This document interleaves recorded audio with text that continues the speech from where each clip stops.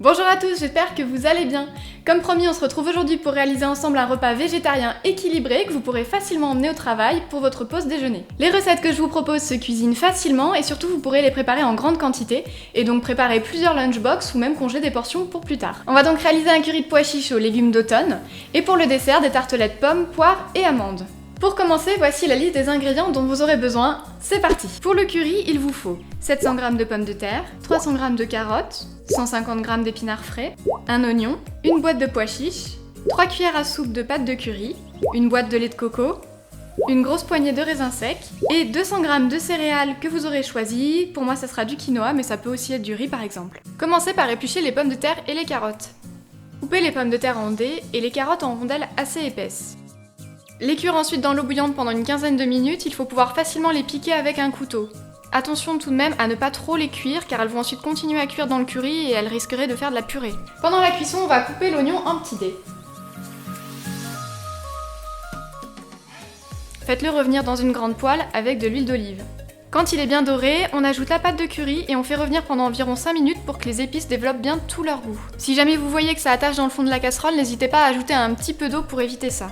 On va ensuite ajouter le lait de coco, puis les pommes de terre et les carottes, et on laisse encore mijoter quelques instants. Pendant ce temps, on cuit la céréale qui a été choisie, donc pour moi c'est du quinoa, je le plonge dans l'eau bouillante et je laisse cuire environ 12 minutes.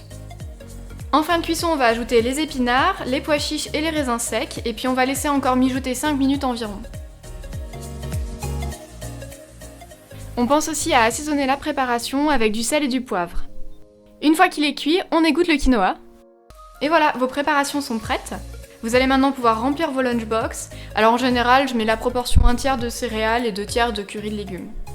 Votre bento salé est prêt, on passe à la suite. On passe à la réalisation des tartelettes. Il vous faut 150 g de farine, 75 g de beurre, 2 cuillères à soupe d'eau tiède, 3 poires, 3 pommes, quelques amandes effilées et un peu de lait.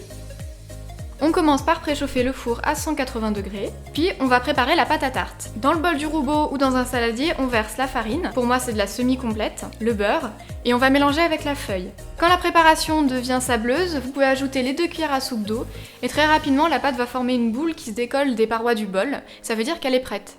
On va ensuite étaler la pâte.